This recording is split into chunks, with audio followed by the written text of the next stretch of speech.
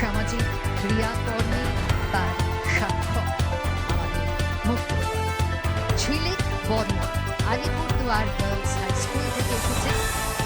5 বার রাজ্য স্তরে এবং 2 বার জুনিয়র ন্যাশনাল ট্রায়াথলন সে অংশগ্রহণ করে। খেলার ক্ষেত্রে অত্যন্ত দক্ষ। কোচবিহার থেকে সোনিয়া খাতুন।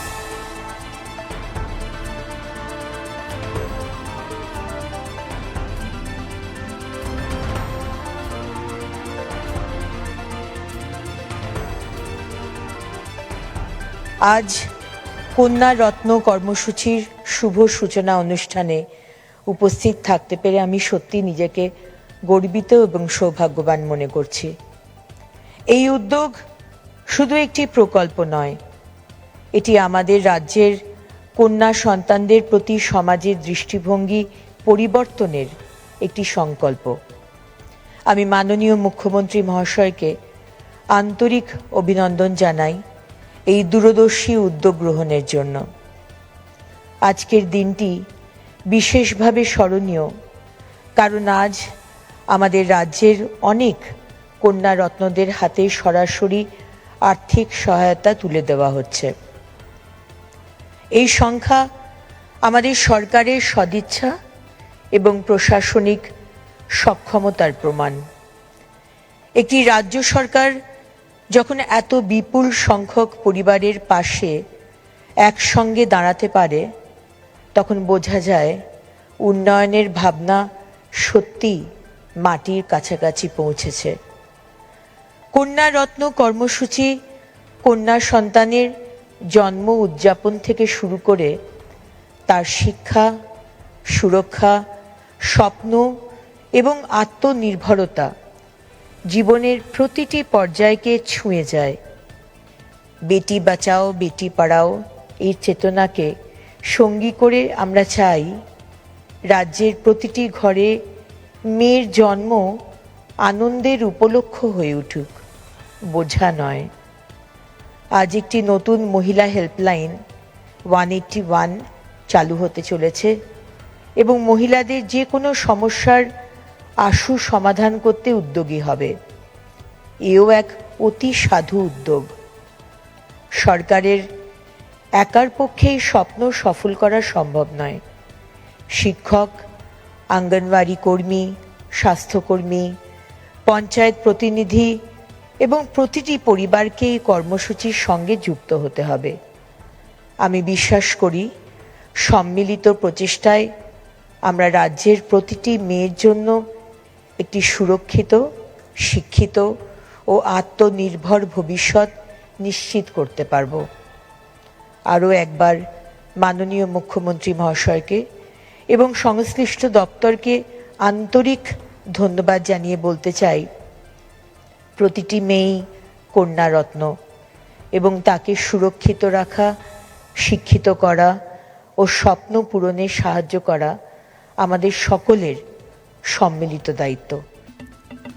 তারা স্বামী বিবেকানন্দের আশীর্বাদ নিয়ে এগিয়ে চলুক, এই প্রার্থনা আমি তাদেরকে করব আজকের এই মহান দিনে। শুধু এই অডিটোরিয়াম হলে নয়, গোটা রাজ্য জুড়ে আমার অতি প্রিয় কন্যা রত্নরা এই কর্মসূচিতে যুক্ত হয়েছেন। তাদের সকলের প্রতি আমার শুভকামনা আজকের এই অনুষ্ঠানে এই মঞ্চ থেকে অন্তর থেকে আমি প্রদান করি। এই অনুষ্ঠানের ব্যবস্থাপক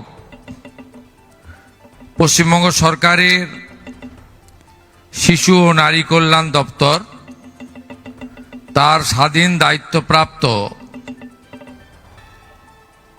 মন্ত্রী সম্মানীয়া শ্রীমতী মালতী রাভা রায় মহোদয়া, তাকে বিশেষভাবে ধন্যবাদ জানাই। মাত্র 100 দিনের কাছাকাছি হওয়া সরকারের এই কর্মসূচি সুন্দরভাবে তিনি আয়োজন করতে পেরেছেন। ধন্যবাদ জ্ঞাপন করি রাজ্যের পূর্ণমন্ত্রী, জনপ্রিয় মন্ত্রী এবং নারীর অধিকার এবং সুরক্ষার প্রশ্নে তার দীর্ঘ লড়াই মানুষ দেখেছে এর আগে বিধায়ক হিসেবে। সম্মানীয়া অগ্নিমিত্রা পাল মহোদয়া, তাকে আমি যথাযথ সম্মান জানাই। পশ্চিমবঙ্গ মন্ত্রিসভার আমার বোনেরা যারা এখানে এসেছেন সদস্যা, রাষ্ট্রমন্ত্রী শ্রীমতী পূর্ণিমা চক্রবর্তী, শ্রীমতী সুমনা সরকার, শ্রীমতী কলিতা মাঝি মহোদয়া, তাদেরকেও আমি ধন্যবাদ জ্ঞাপন করি। মহাবিদ্যালয় এবং বিশ্ববিদ্যালয় থেকে যাতে কোনো ছাত্রী বা বোন বা কন্যা পড়াশোনা মাঝপথে বন্ধ করে চলে যেতে না হয়, তার জন্য অর্থনৈতিক সুরক্ষার ব্যবস্থা সহ নানা কর্মসূচি আমরা নিয়েছি। যেহেতু সুকোমলমতির ছাত্রীরা, কন্যা রত্নরা এখানে আছেন, আমি কেবলমাত্র আমার বক্তব্য শিক্ষা সংক্রান্ত এবং আজকে মাননীয় প্রধানমন্ত্রী নরেন্দ্র মোদীজি যে বেটি পড়াও বেটি বাঁচাও স্কিম তিনি এনেছেন, সমস্ত রাজ্যে সেটা চালু থাকলেও পশ্চিমবঙ্গ এতদিন সেই কর্মসূচিতে যুক্ত হয়নি। আমরা আনুষ্ঠানিকভাবে আজ থেকে বেটি বাঁচাও বেটি পড়াও পালনা স্কিম সহ হেল্পলাইন নম্বর 181 সহ অনেকগুলো নতুন ব্যবস্থার মধ্য দিয়ে আমরা আমাদের কন্যাদেরকে যুক্ত করলাম, তাদের পাশে থাকার অঙ্গীকার নিলাম। আমি চাই আমাদের ছাত্রীরা, কন্যারা তারা আরো বেশি করে শিক্ষাক্ষেত্রে এবং সমাজকে আরো বেশি করে শক্তপোক্ত মজবুত করার ক্ষেত্রে অগ্রণী ভূমিকা নিক। দেশপ্রেম, রাষ্ট্রবাদ, জাতীয়তাবাদ তার জাগরণের ক্ষেত্রে আমাদের কন্যারা আগামী দিনে মা মাতঙ্গিনী হাজরার ভূমিকা গ্রহণ করুক, এটাই আমি চাইব।